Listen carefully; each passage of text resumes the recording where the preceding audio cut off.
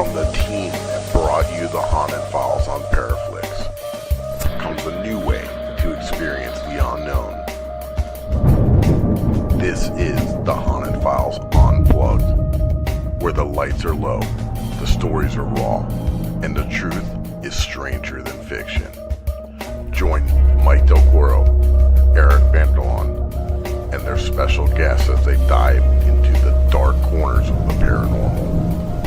From hauntings and cryptids to UFO encounters and everything in between. No filters, no scripts, just pure, unfiltered conversation from the world beyond. You're listening to the Haunted Files Unplugged.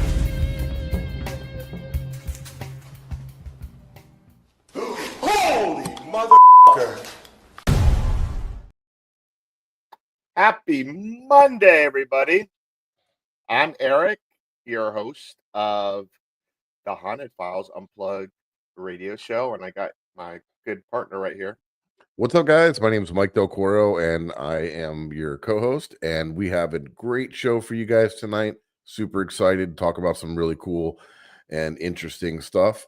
So I'll let Eric tell you a little bit more about what we got going on tonight. Yeah, this chat in here is starting pretty early tonight. Our guest is bringing some people here watching, so we do have an amazing guest. We have a Natalie Smearman. She's a Bigfoot hunter, a paranormal investigator, and she's been experiencing some crazy things. And Mike, I made a little intro about her. I hope she likes it. I hope I didn't do it too bad. You want to see it? I sure do. Here we go. Bam.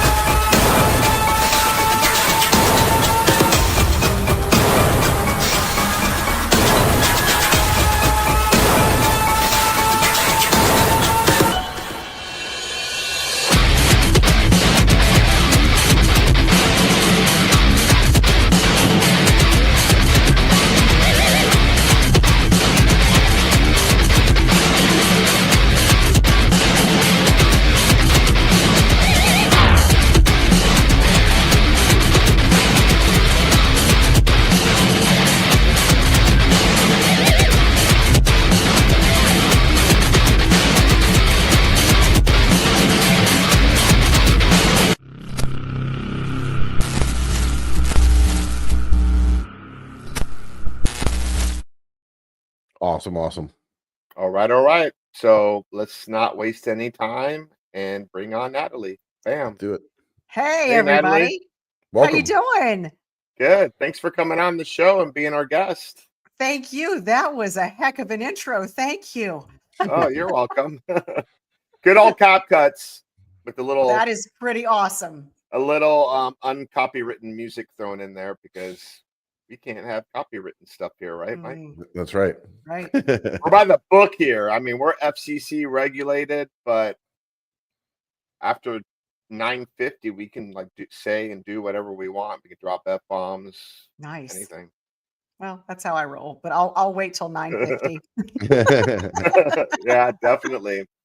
So Mike and I are paranormal investigators, and you're a Bigfoot hunter, and that's very intriguing to us. How did you get into that? So I grew up in West Virginia. We always heard about Bigfoot and all kinds of lore. We never believed it, and then I moved to Florida. And then I started hearing all of these reports about Bigfoot sighting in Florida. And so I decided to start studying a little bit more because whenever I hear something, I've got to study it. I've got to understand it. I need to know more information. So I started studying. I started watching documentaries, reading books, investigative measures, tactics, and it was just so cool. And then in spring of 24, I went to my first conference and started to meet people and swap stories and learn more. And then I started my boots on the ground, getting just right in there and investigating hardcore, and I've not stopped. So it's pretty cool. That's fascinating. And I was going to say, just kind of growing up in Florida and being an outdoorsy type guy. I was a captain and hunting and different things. I've had some different scenarios and some different reports, and I've always found all these different things, all cryptids, um, aliens, UFOs, UAPs, whatever you want to call them, and paranormal, all super, super fascinating. So yeah, we're Yeah. definitely gonna have to dive into this a little deeper. Eric, go ahead. What were you Oh gonna say, buddy? yeah. I was gonna say like so you were a skeptic before you came down to Florida? Oh yeah. Absolutely. I didn't believe it at all. I thought it was a big joke. I thought it was just a hoax. I thought it was, the elders of West Virginia just scaring kids to get them out of the woods. And, that's what Wearing we a all thought. Chewbacca costume. Right. It was just like, you're just making stuff up. You just don't want me in the woods. And then all of a sudden moved to Florida and boom, these were actual legit reports of Bigfoot sightings in Central Florida, North Florida, the Panhandle, the Everglades. So it was all over. And then the more I studied it, I realized it's not just centralized into Florida or West Virginia. It's all over the United States, Canada, throughout the world. So here's a question I have for you, and I'd like to ask other people too that study this, that focus in on it. Do you feel like, I know there's two sides of the camp when it comes to this, right? Like Yep. there's the cryptozoology side, and then there's the actual bipedal primate kind of side of things. Right. And then I guess there would be like also even a third that people say that it's related to like a paranormal or UFO type stuff. Where do you kind of fall in with your thinking on this topic? It's a great question. And I get asked that a lot. And I started out that this is biological. It's a primate of some sort. And that's how I started out. And the further I investigated, the more I got into it, I realized there is so much more to this. They are more of the Native American spiritual beings that can manifest into energy and go through portals. And whenever that there is a Bigfoot sighting, there is paranormal activity around. There could be UFO activity around. There could be Dogman. There could be other cryptids around that have a similar feel to it with this energy. And so I did think it was a primate at one point, but my investigations and what I have learned have led me down a completely different path. Interesting. And that's kind of like what I've heard also, because that's kind of what my thinking would be, right? Like, all right, right off the rip, I'm going to say like, maybe in Florida during one of the hurricanes, some like, ape or something kind of got loose, or some of those pictures, it looks like a orangutan, like something. Yeah. And Florida has everything in it, all kinds of creepy predators, things that are not native to Florida. So you're to think about it as we got a python epidemic down here. Exactly. So, as I was investigating down in the Everglades, we passed python hunters. So yeah, I mean, there's a lot of stuff in Florida that doesn't really belong. So I can understand that. But then you look at the rest of it as a whole, you're like, okay, there's something more to this. I've only had one personal experience and with this, and I want to get out there. I want to get out there and do it. I mean, we have the equipment. We have tons of camera equipment, night vision thermals. We have the stuff to do it. We just got to get out there and check it out sometime, right? And but I was heading out hunting, and we were deer hunting in North Florida, a very, very small town called Mayo, Florida. I don't know if you're familiar with that area. It's very, very tiny little town. Yeah, it's in the middle of absolutely nowhere. And home of Hellman's. No, yeah, exactly. So a buddy of mine and we're driving in his F-250. It's like 3:00 in the morning, and we're heading out to go hunting, and a little bit of fog and stuff, and it was a bit chilly out, and we were in the middle of nowhere, like a dirt road style stuff, and from the passenger side where I was sitting, I saw a good 2 to 3 foot. I don't even want to call it a stick. I almost want to call it a log. It was about that big around, about that long. Came whipping out from the tree line out into the street and hit the front of the truck. and we both we're like, oh, what the hell was that? And I'm like, my buddy's like, do you think it messed up my truck? And I'm like, I don't know, but let's not stop here and let's keep going, and we'll check a little bit down the road. So we actually got out and looked at it down the road, and there was like a little dent and a little scratch, but you could totally see if something whipped that thing out there. And there should be absolutely nobody in the woods standing at the side of the road at 3:30 in the morning, where, I mean, we were nowhere. There's no cars, no nothing. There was nobody out there. So that to me was something. My ass would have been back there trying to check that shit out. No, man, we were like, oh, like, who is that? Yeah, let's find out. No, they were trying to get you out of there. Oh yeah, you would have to have your sidearm with you though. Yeah, no, for sure. We were loaded up, but yeah, I got my bear spray. So very interesting. And that's how you keep the men away, right? Just joking. So no, very, very cool. And you kind of were telling us backstage a little bit about some of your adventures that you were just doing. I don't know if you're able to talk about that. Oh, I am. Okay, I am. Good, in fact, in the chat, just to let everybody know that I have my producer and some co-stars in there as well. So they can chime in as well if I miss anything. They had an important question that we need to answer. And gosh, question is, who's your favorite McDonald's character? That would be Grimace. Thank you. No, we were joking, and I don't know if I can say this, but what Grimace looks like. We were joking about that around the campfire. Who's Grimace again? I forget. Grimace is that purple thing. The big purple thing. Oh, that's my favorite too. I was going to say that purple thing. Mm-hmm. Or what's the robber looking characters? Oh, the Hamburglar. The Hamburglar, yeah. Yep. So the group of us, Relic Films, filmed Return to Land Between the Lakes, Making Contact. The other week, it was the first week of November, and we had a very large group of people out there. There was myself, Adam Davis, Melissa Adair, and Greg Ogles, and we were filming, and we asked and invited the NCI guys out, as well as the folks from Seekers. And so we were going to have, different people, groups going out, or one large group, and it was just amazing. It was just a great week. And so we did a bunch of experiments. And so it was, we started out with a mindset, this is what you're going to welcome for me. Okay. So we wanted to make sure that we set like a foundation.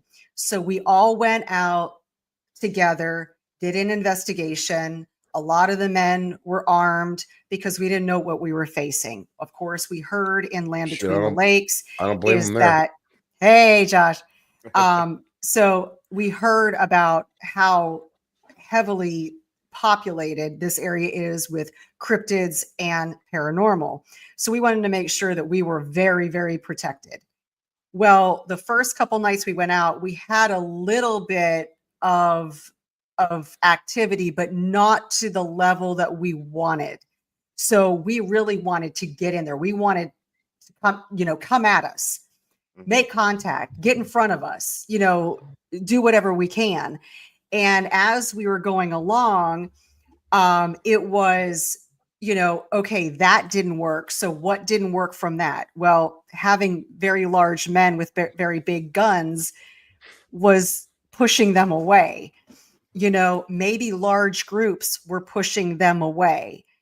How do they feel comfortable? So then we started using pheromones, perfumes, colognes, Fruit by Fabergé.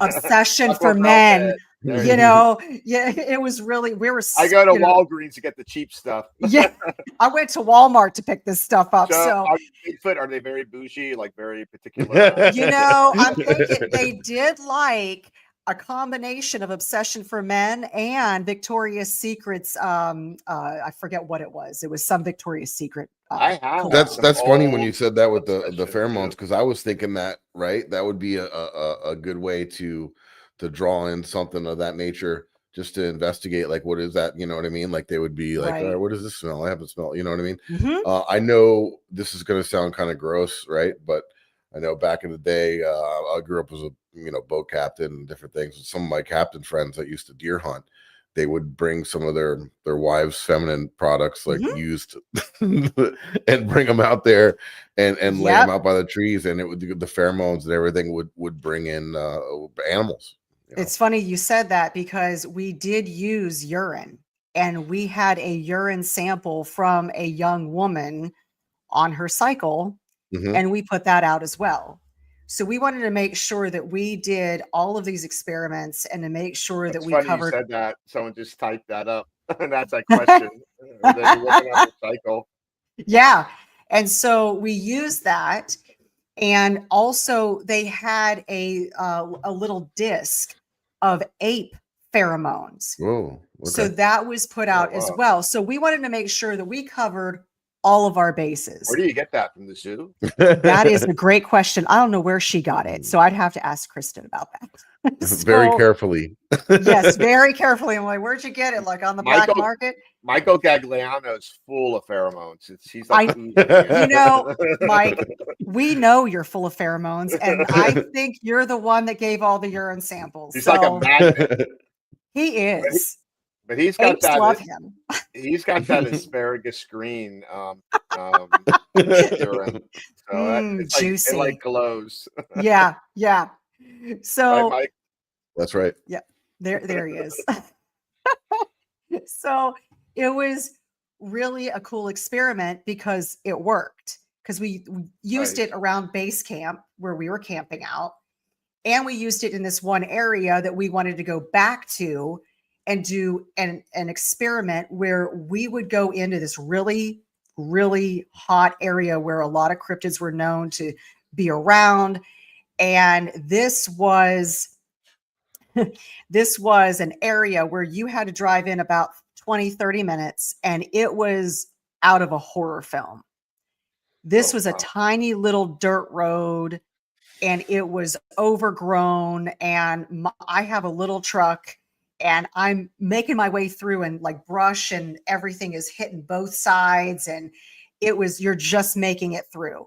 That looks like a And shiny, brand new truck too. You're probably like, "Damn, I'm getting all these I scratches." know, right? Mhm. I was like, I bought that truck just for that, but I was like, oh, please don't scratch it. But we got there and we decided that we would have an all-female investigation crew with 2 men filming. And then we would have the only weapons that we would have is me with bear spray and Greg Ogles with a pistol. And so it is a truck. And so everybody makes fun of me. They're El saying Camino. my Santa Cruz is not a truck. It's a I truck. like those trucks. I think they're pretty Thank cool. you. Thank you. Anyway, so we get there, and so we pull our trucks around, we leave the windows down, the keys are in it. So if we need to make a break for it, we can get in and just roll out of there. Mhm. So the goal is to go in very aggressively, start a fight, see what we can do. Earlier in the week, I was in base camp walking to the little porta potty, and it was at night, and I got growled at from the woods. And it wasn't aggressive, but it was more of like, I'm here. Don't come over here. You're there. You stay there. So I was like, okay. I was respectful, stayed clear of that area. But I remembered that growl. And I said, I'm going to mimic that growl up here. And I Can you said, do it once now? I do that, let's see what happens. And then the other women would join in. So we're up halfway up the hill in this graveyard, and I do 3 growls, and immediately it just broke loose. From the ridge, you hear bam, bam, bam, and the ground is shaking. Oh wow. And I'm like, I looked at Greg and I said, we got this. We got it. So I growled again. Boom, boom, boom. And I mean, the ground, it's like an earthquake and it's shaking. And then immediately we hear all this movement around us. And so we had two ladies with thermal imagers. So one lady was facing one way, one lady was facing the other. We had not a full moon, but almost a full moon. So we didn't need flashlights. We could see pretty well. Uh-huh. And so Melissa Adair, she starts with a howl, and that creates more movement and more sounds. Mm-hmm. Then I look up at the hill along the tree line, and I see behind this tree a white light illuminating the back of the tree, but it wasn't projecting light. It was just illuminating the back of the tree. And then there were little like twinkles around it. And I'm like, I said, are you guys seeing this? And they're like, yeah. I'm like, let's just keep an eye on that. We're just going to keep an eye on that because I wasn't sure, but we'll just see if it moves. Meanwhile, we're still having all kinds of sound movement all around us. And then the little fairy lights start. Little fairy lights are twinkling all around. And then I look up at the tree line again, and that illuminated tree is now looking like it's a complete oval of light. Oh, wow. And I'm like, You know, and it kind of sounds, what you're saying is, it sounds familiar to people that have reported UFO sightings and then went out into the woods and then you're kind of light. yeah, it's very similar. yeah, it's, and so I'm like, at first I'm questioning what I'm seeing. And so I'm asking, are you seeing that? And so everybody's like, yeah, we're seeing this. And so Greg makes another growl from a male, like really, and then all of a sudden, I look up ahead at the top of the hill, and right beside this oval light comes a crawler out. And I say, I have a crawler at my 12 o'clock. And then another one comes out. I said, I have two crawlers at my 12 o'clock. And then another one comes out. I'm like, I've got three crawlers at my 12 o'clock. And they're down on all fours, moving and swaying. And they're not in unison. They're all very, very different. And I'm like, is anybody seeing this? And meanwhile, we're still having movement. And now there's a strange dog barking behind us. There's nothing. There's no homes. There's been no dog barking. There's a strange dog barking behind us. So now we have to watch all around us for the movement, the barking, crawlers, lights, fairy lights all around us, movement. And now Melissa goes, I don't feel good. I said, get behind me and see if I can block it. She got behind me. She felt better. She goes, I'm feeling better. She steps out. What was she feeling? She was feeling nauseous, lightheaded, just overall not feeling good. Mm-hmm. Then Jamie, another lady with us, she goes, I'm not feeling good.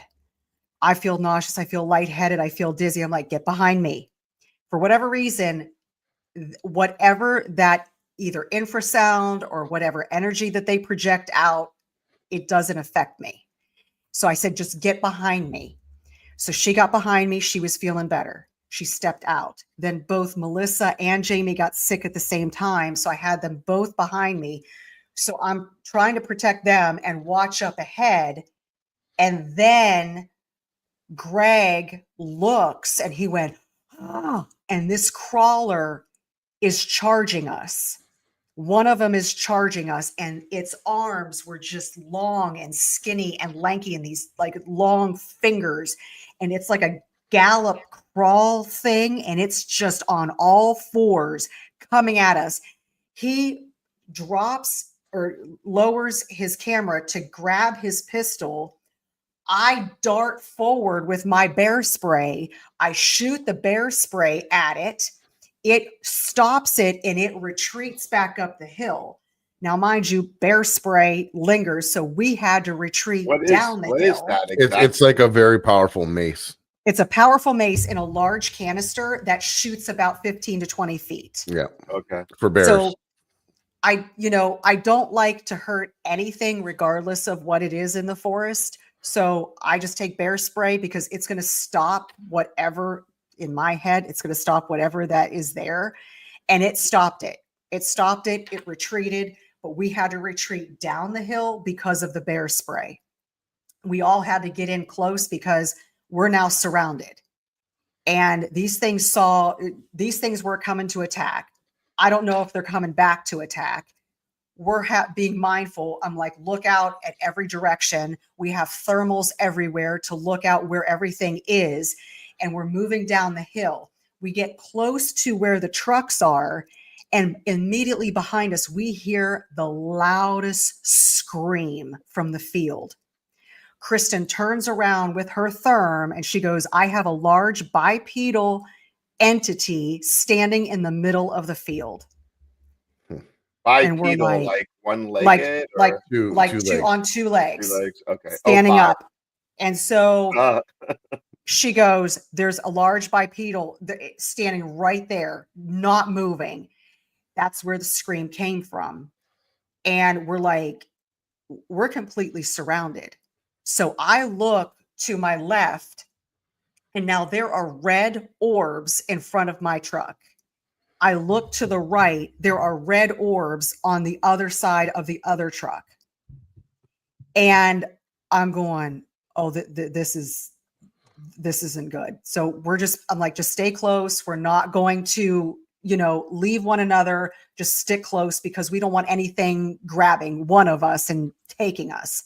mm-hmm. So then I look to my left and I'm like, there's something not right. And then I heard them say, our batteries are dead. Not only is the battery in the cameras dead, the backup batteries are dead. And now my phone that was charged is now not charged anymore. And we've run into that, during the investigation. Paranormal investigations. Yeah. Yeah. And so we're like, holy cow. So then I looked to my left again and I saw a giant shadow, what looked to be a Bigfoot, walk behind my truck and disappear into thin air. And I'm going, and nobody else is seeing this because they're all looking the other way. And I'm going, and then Greg goes, normally in an investigation, we would stay, but because we were filming, we went in, looking to make contact, and we did. I think we're done. We can't film anymore. Let's just get out of here. And so we stayed in groups to get to the truck. We got in there, and as we're leaving, I feel a heaviness in my chest. I feel like somebody is pushing down on my shoulders. My stomach is in knots and butterflies. Everybody in the truck was like, we're not feeling good. We're not feeling good. And I'm like, let's just get out of here. And so we leave. And as we turn on to the other road, that feeling just left. And we all felt fine after that. It was almost like, get out of here. They were pushing us out. That was probably smart. Do you know anyone who's been attacked? Would you protect yourself from something like that? And that's a great question, because there have been reports of people that have seen portals open up and these creatures, these dark creatures or crawlers come out of the portal and start attacking.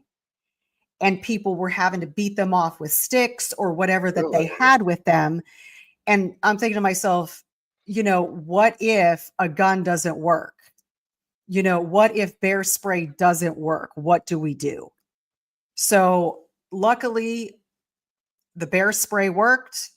It pushed them back long enough to keep them away. And so therefore we were able to get out of there. But it was an incredible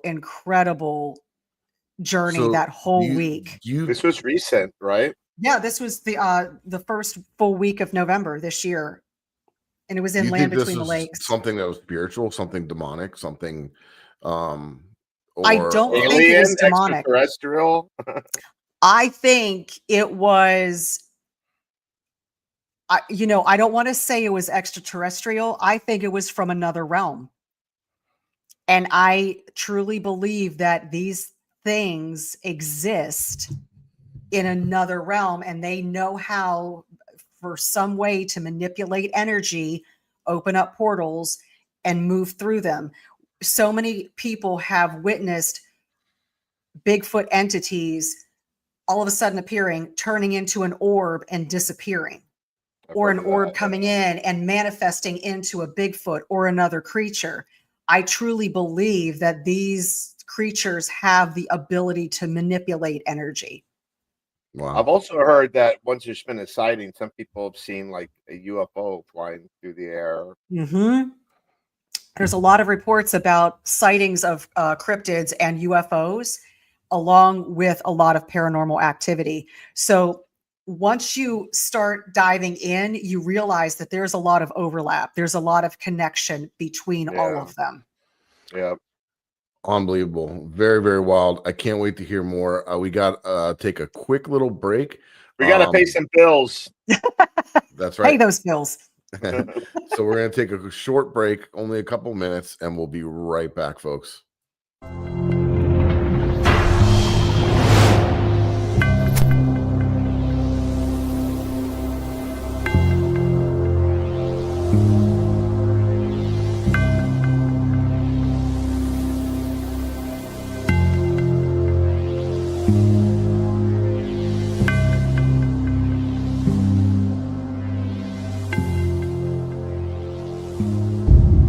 What's up? Mike and Eric from the Haunted Files here, and we got these pieces of paranormal equipment in our hand. Why is that?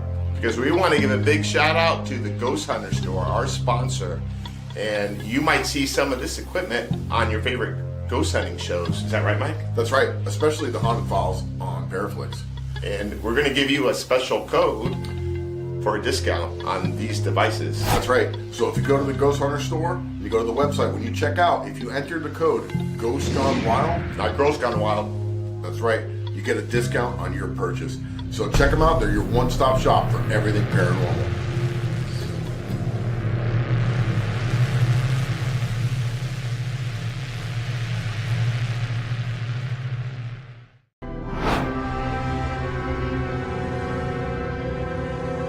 What's up, everybody? I'm Eric, and this is Mike from the Haunted Files. And Mike, we got something special to tell everyone, right? We do. We have an amazing product here. This is from Haunted Happy Hour, where they make spirit-infused coffee. And what's cool about this product right here is it's the Haunted Files edition. It's a Dark Isles brew. Yep, and it's got a blend of Irish cream, pistachio, and dark rum. A perfect blend to awaken your dark side, right, Mike? Hell yeah, it is. And if you're feeling sluggish or you are ready to investigate all night, this is for you, man. And it is amazing tasting. And not only that, but what did ParaFlixx do for us and for the fans? Well, you're going to get a special discount code that's on the package, and you're going to be able to get 3 months for free ParaFlixx. And who can they watch, Mike? They can watch us and all the other amazing investigators on the ParaFlixx platform. So get yours today and make sure you check out ParaFlixx and the Haunted Files. And if you're feeling dead inside, get caffeinated with Haunted Happy Hour.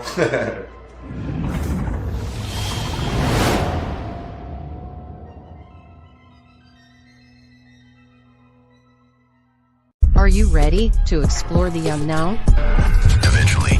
Brace yourself for a journey into the supernatural. ParaFlixx Paranormal Plus, your gateway to the paranormal, all-in-one streaming service. Dare to explore, dare to believe, dare to stream alone. It does not want us here. Sign up now and embark on a supernatural adventure like never before. ParaFlixx Paranormal Plus, the universal home of paranormal. All right, guys. So as we were just mentioning, ParaFlixx, we actually have a show on ParaFlixx called The Haunted Files.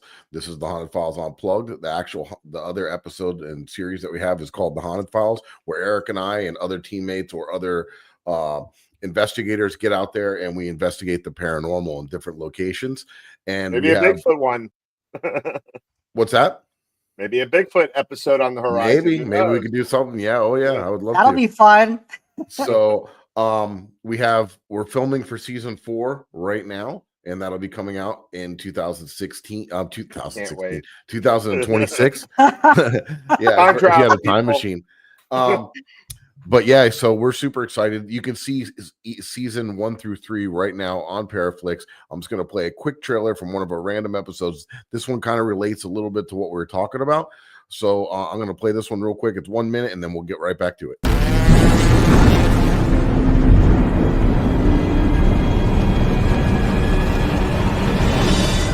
Clearly an old human skull and then some arm and leg bones. Martin County Sheriff's deputies, though, did not disturb the site, quickly identifying it as a Native American burial site with the remains of at least 6 people. We've gotten EVPs of Native Americans speaking, because we think it's related to these mounds that date back like, I believe, 2,500 years. Spirits. I'm just hearing a lot of stuff.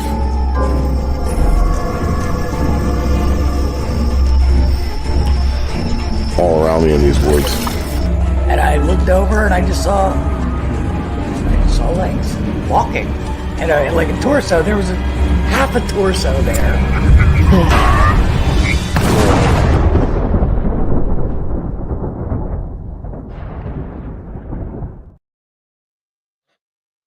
That's not too far from you, Natalie. No. Yeah, or Ortona.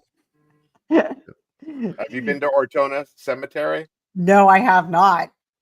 You're in Oh, Sanford, I want to go now. right? Okay. That place Yeah. is super spooky. They dug up ancient Indian burial mounds from 200 AD, serpent mounds, and it was a whole basically encampment with full serpent mounds and burial mounds, worshiping grounds and everything. Moon Mound. And they didn't know Wow. or care what it was in the 30s, so they dug it up and used all the shell mitten to lay the roads over there where they built the cemetery on half of the property.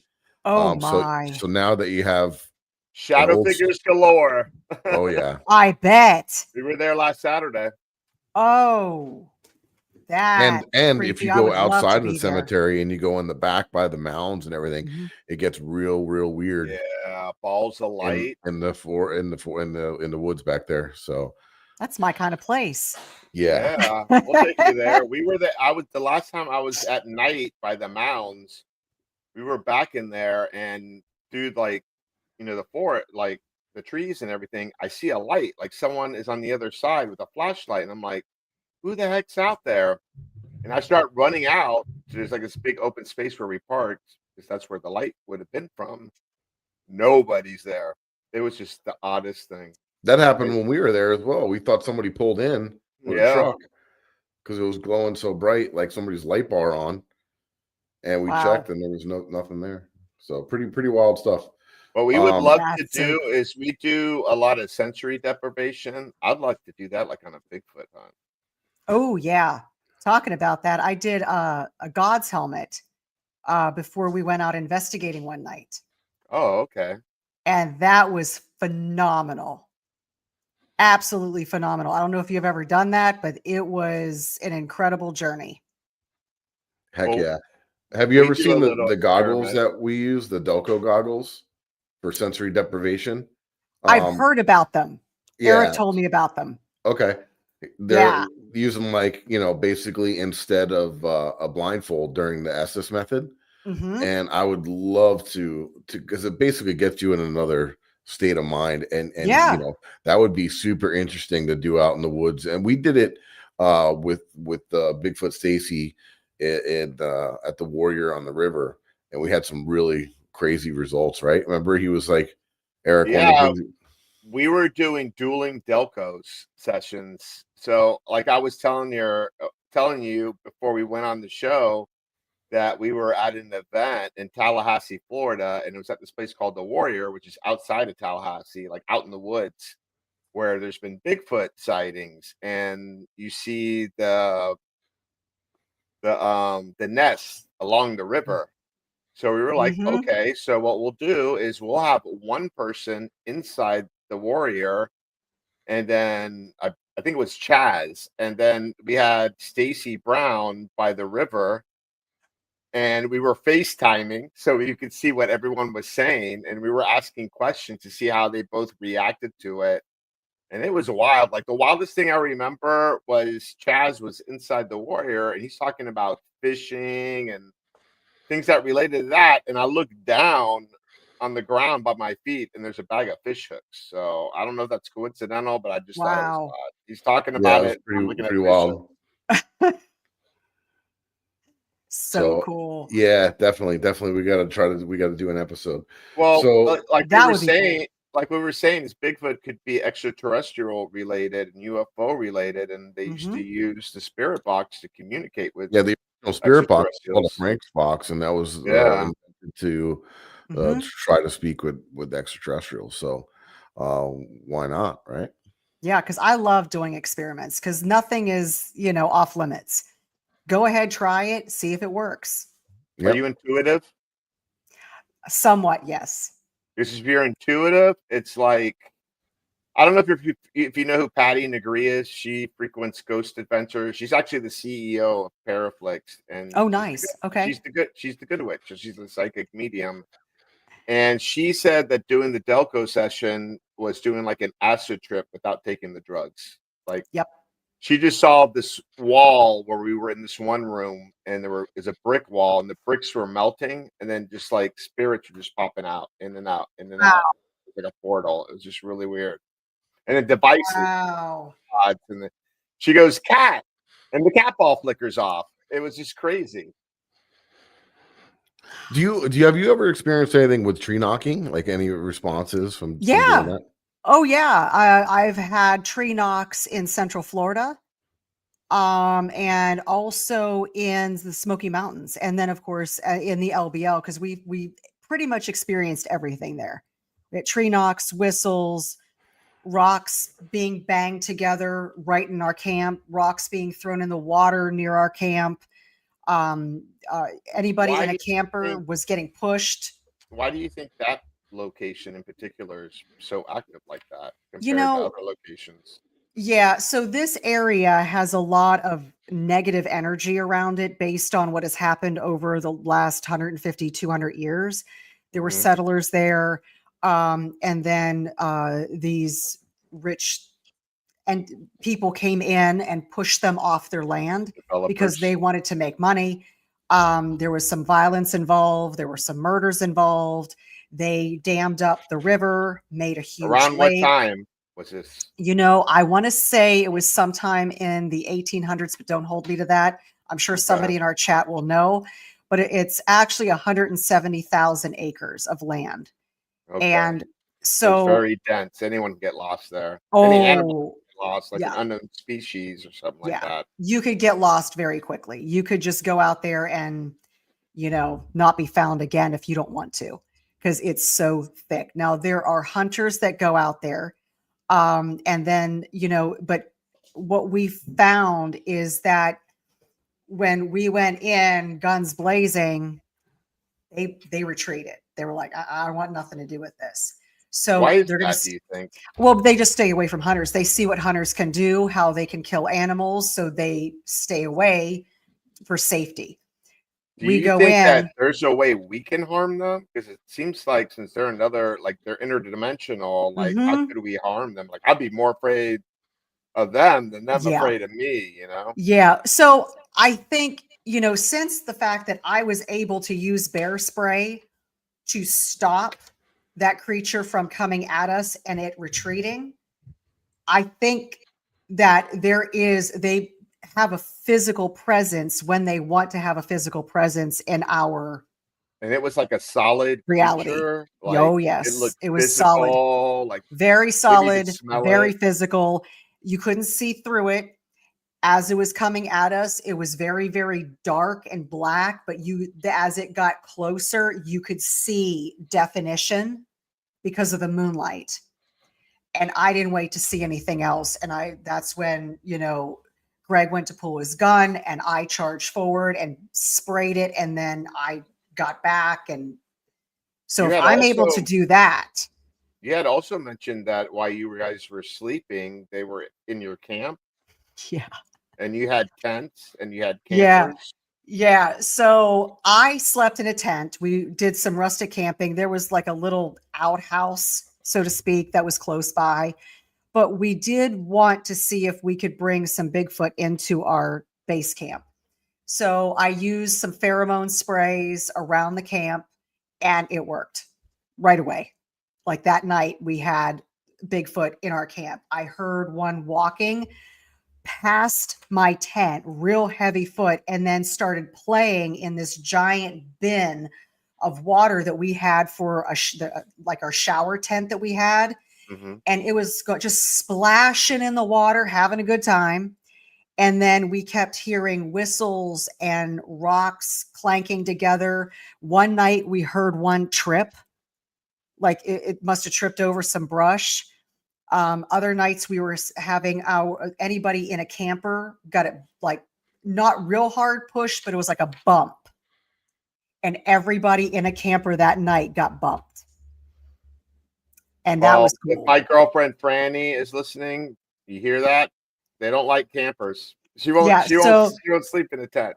But honestly, the tent was the safest place because they were like, you're in a tent. I guess that it didn't bother them. Yeah. And so the people in the tents did not get messed with. Interesting. I was almost hoping that they would like push down on the tent or see what, play with some stuff or whatever. And they didn't. So for our Florida folks, you were telling me that you were recently down by the Everglades doing a skunk ape expedition. Yeah. But it sounded like it almost turned out more as a paranormal ghost hunting type thing, right? Very, very much. And so we went down to the Everglades near Skunk Ape headquarters. We were there for a alligator wrestling festival where the Miccosukee and Seminole Indian tribes come once a year, and they demonstrate how their ancestors would hunt and wrestle alligators. So we attended that. And then that evening, 40 of us went out into the Everglades and did an investigation.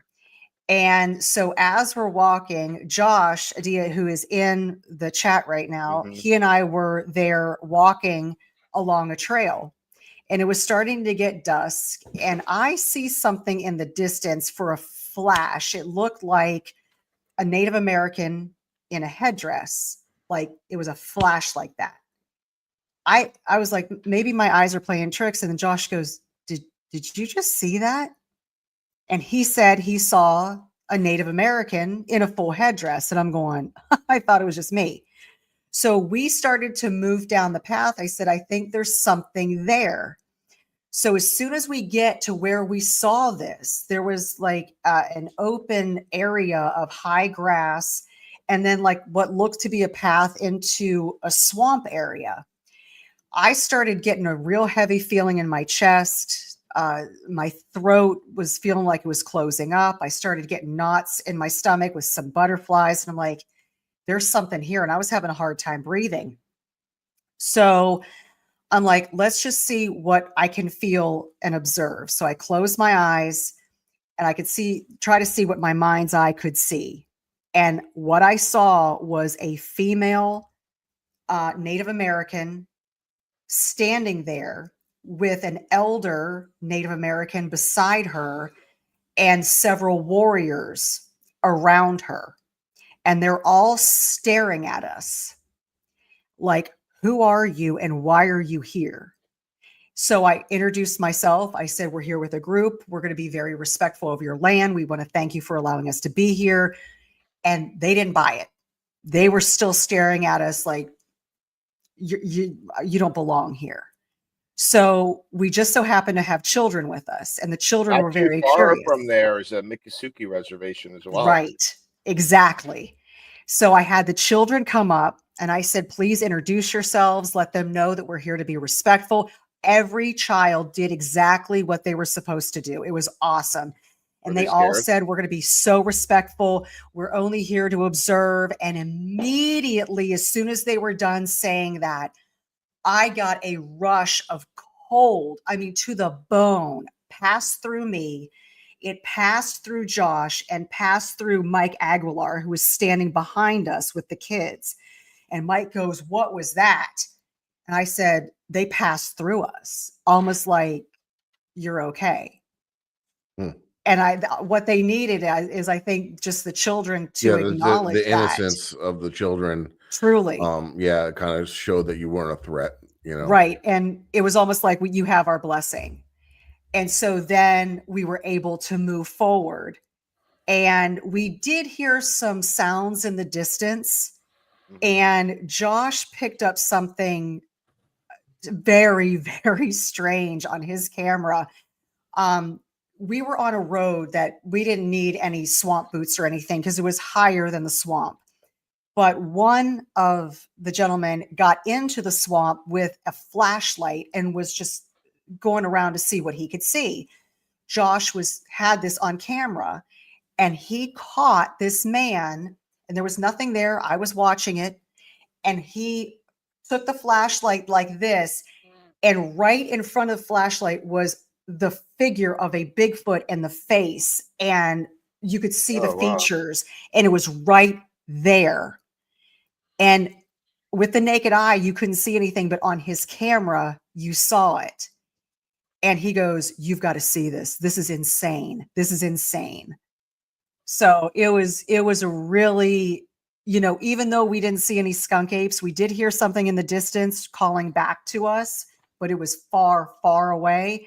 But the paranormal activity was incredible. I may have to revisit that spot. There's a place that's nearby where I've done camping, and it's called oh my God, it's right near the area you're talking about. But you know what? Like, we were talking about urine and everything. Me and my buddies were like drinking all night long and peeing all over the bushes and everything. Yeah. I'm like, I'm surprised we didn't get visited. Maybe it was too watered down. Maybe like I should have done like Gagliano, eat asparagus and drink beer. I don't know. Mike knows the trick. Maybe he could send you some of his urine. Yeah. You would be a good sacrificial lamb. You like climbed a tree or something, like in his bunny outfit or something. That'd be really cool. Yeah. He's like squealing like screaming like a bunny. Yeah. Well, Mike is doing Relic Films a solid favor in the end of January. He's going to be the MC for our premiere of The Vanished. And The Vanished was filmed in the Smoky Mountains. And we investigate two very strange and unexplained missing person cases. Ooh. And so we're going to have a mini conference. This will be in Alabama. It's on the Relic website, and he's going to be emceeing, and I'll be speaking along with several other people, including Melissa Adair, who is in the chat. Awesome. Sounds great. Yeah. Sounds very interesting. Sounds like a place I want to go to. Right? Yeah. You guys are making me fired up, like wanting to go do an investigation out in the woods now. Yeah, it's a lot of fun. So you're in Sanford. Like, is there anything local? Yep. Like, do you have like a little playground where you go and mess around, where it's active? Like, we have like cemeteries, or that's our playground, or like abandoned places. Yeah. So what I normally do is to go to Ocala National Forest, which is about an hour and a half away from here, and that's a huge playground where you can have all kinds of fun out there. There's all kinds of lore and stuff in that, and missing persons, and a lot of lore in the Ocala. A lot of ancient history, and there's also prehistoric history that goes back there. University of Florida by the what's it called? The Prairie. What's the place called? There used to be a lake. Plains Prairie. It's like between Ocala and Gainesville, and it's this big open area that used to be a lake back during prehistoric times. So now, there's buffalo that roam there, but they like found all types of dinosaurs and things like that. Like, why wouldn't a Sasquatch? I wouldn't be surprised if they exist during those times, right? Right, absolutely. And I did an investigation out there near an Indian mounds, and there was a river. This was about 1:30 in the morning, and then there's Prairie. There it is, Ristel. Thank you. There is a river beside it, and across the river is a tiny, tiny little postage stamp of land owned by the government. Now, there's some areas owned by the government in and around the Ocala National Forest that they use for military testing and whatever. Right. But this patch of land has nothing on it. And so we walk down to the water's edge and you hear a wood knock, a whoop, and a scream right back to back right across the river. And I'm thinking to myself, normally governments come in and buy up patches of land when there is a known nesting area for Sasquatch. So they protect that land and you're not allowed on it, which we couldn't get on it anyway because there were so many alligators, you couldn't cross the river. Right. Very interesting. And there's like a lot of bases like all over Florida as well. Yeah.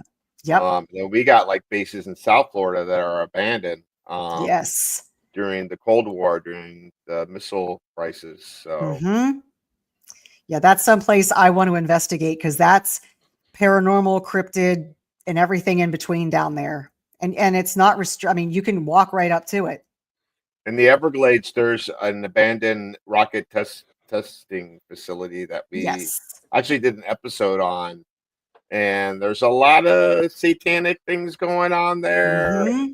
Santeria and I mean, it like you were talking about seeing like those creatures coming out and okay, we're not camping here, it's time to go. That's how it was for us. Like a couple of us got overcame by something we couldn't explain. And it got to one point where things were just getting like serious, like towards the end of the night, like every different device was picking up devil, Satan, I hate Jesus, ghost. So we were, and then I zoned out. On the way over there, Franny passed out from heat exhaustion. So we were like, you know what?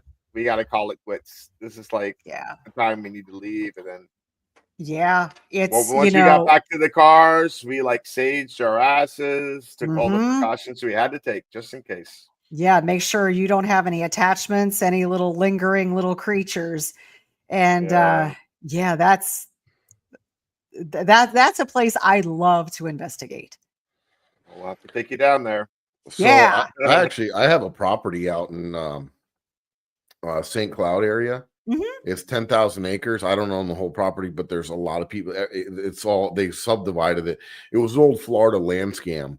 What they did was they marketed it back in I think it was like the 40s or something. They marketed it to a lot of the Canadians and said, "Oh yeah, buy your property in Florida. It's close to the beach. You could build a beautiful home. It's called suburban estates." Da da da da.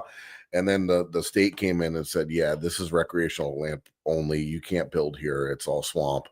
And the people just kind of sat on it or didn't pay the taxes on it. Went back to the government. They subdivided it. So make a long story short, I own 3/4 of an acre on this 10,000, but you have access to the whole 10,000. So you can't build a permanent structure there. There's people have, like, I have an old tow behind trailer out there. It's like probably caving in now. But people build like cabins and different things. There's all kinds of, like, you go out there and it's like you're like, what in the shit is going on here? There's some old you got a real pretty mouth, boy. Oh yeah, it can be special, right? But there's been reports of stuff out there too. I don't know how, because there's so many people like just drinking and driving around on their four-wheelers all night, like it's like loud as shit. But there's been reports out there, and there's some really you get back in there deep, and it's pretty dense stuff. It's pretty wild. Yeah. And there's all kinds of abandoned trailers and there has been a couple deaths out there and just a lot of wild stuff, Maybe they're thinking about moving into one of those abandoned trailers. Shelter. Right. But I think one of them became a meth lab at one point. Oh, it's like there's some real weird stuff going on out there. But like I've been trying to get Eric to come out there with me and check it out. It's pretty wild. And like I said, ghosts don't scare me. People. Scare me. Yeah, people scare me more than monsters and ghosts. Yeah, that's for very sure. Much so. I agree with that. I would love to do like a skunk ape or Bigfoot hunt somewhere like that. That's definitely on the horizon. That's something we haven't done in one of our episodes. Yeah, let me know. I'll head out with you. All right. Yep, Yep. definitely gonna have to get back to you on that one for sure. We Yeah, got so that'll yeah, be a ton definitely. of fun. Where can people find, like, I had people in the chat that were just like asking, like, hey, how can we find this? Where are we gonna get to see this? Like what's going on? Like Yeah, how yeah. So we have a Facebook page called Relic Films, and what I want to do is, if you could direct them to the Relic Films area, it's Relic Films Media on Facebook, and tell them to like and follow. And if everybody can do that, that would be phenomenal, because then you're going to get tons of updates about all of our films. The Vanished, as well as Return to the LBL, Making Contact, and the teaser is just released for the LBL Return, Making Contact. Okay, and you guys have a YouTube page. I saw someone posted up here. Yep. Somewhere around here. There's the Yeah, Vanished. The Vanished trailer. That's going to be phenomenal. That's going to be released. Premieres on January 31st. And then it'll be released to DVD, and then it'll be streaming. And then we'll be working on getting the Return to the Land Between the Lakes, Making Contact. That should be released the end of 2026. Okay, but you can see the trailer, or you could see the teaser on Facebook. Nice. And YouTube. Yeah, so it's guys, it's Relic Films Media on Facebook, and I just followed you, and awesome. Thank I'll you. make sure I put a link in the description of this video. I'll add the link here. Awesome. So, and if people want to follow you, where can they find you? Yeah, so I'm on Facebook, Natalie Smearman. I'm also on TikTok as well as Instagram. So definitely send me a friend request or follow me, or even if you have any questions, send me a message. I'll be more than happy to answer those questions. Okay, yeah, cool. yeah, that's fantastic, because I know I send her your footprints. Yeah. So yeah, I know we had a couple people asking that they definitely were interested in checking this out. So that's where you can find more information. Just check it out, Relic Films Media on Facebook and YouTube, and you could follow Natalie as well.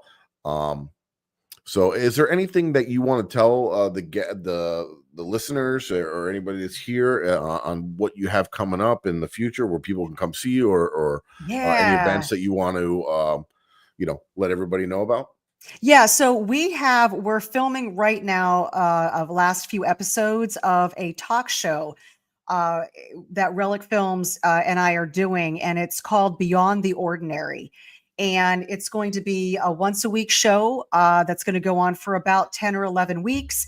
And we're going to interview amazing guests that are cryptid hunters, as well as paranormal investigators and everything in between.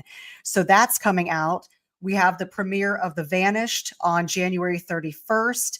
That's going to be just north, or that's going to be in Alabama, and that's going to be on the website. All the address and everything is going to be right there.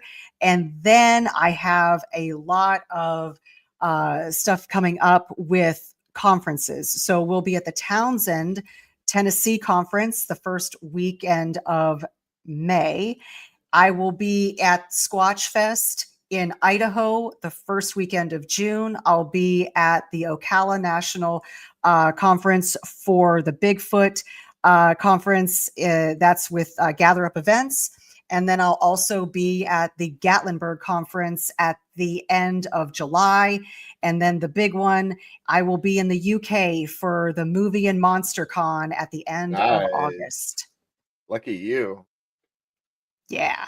Very cool. Sounds great. Yeah, definitely. So make sure you get out there and check it out, and go say hi to Natalie, and make sure you follow her, and so you can see all the upcoming events that she'll be being a special guest at. And for us, you make sure you check out the hauntedfiles.com and check us out on ParaFlixx. If you want to follow me you can go to my website. It's FLA paranormalresearcher.com, and it links out to all my social media. That's the easiest way. But yeah, we love everybody's attendance here and joining in, and it would mean a lot to us if you subscribe and like this episode from come our back. YouTube channel, and come back and check us out. We're on every Monday night, 9:00 p.m. Eastern Standard Time. So that's right. And Eric, where can people find you? So you can find me on Facebook, on Instagram, and TikTok, Ghost Hunter South Florida, as well as YouTube, even though I don't really do anything with my YouTube anymore because I'm doing this. So yeah, that's pretty much it. Also, Mike and I are going to be coming like the end of April. No, the first weekend in May, we'll be at the White Hill Mansion Paragon. That's right. So you can come and see us. We will be there. And yeah. So awesome show. I want to thank Natalie again for joining us. You're amazing. It's been a Thank blast. you so much. I had so much fun, guys. Thank you. I appreciate it. Absolutely. Super, super interesting. And we had a great time talking with you. So thank you again for everybody that watched and listened to the show. And we'll hope to see you back next Monday at 9:00 p.m. And thank you, everybody, and have a great night.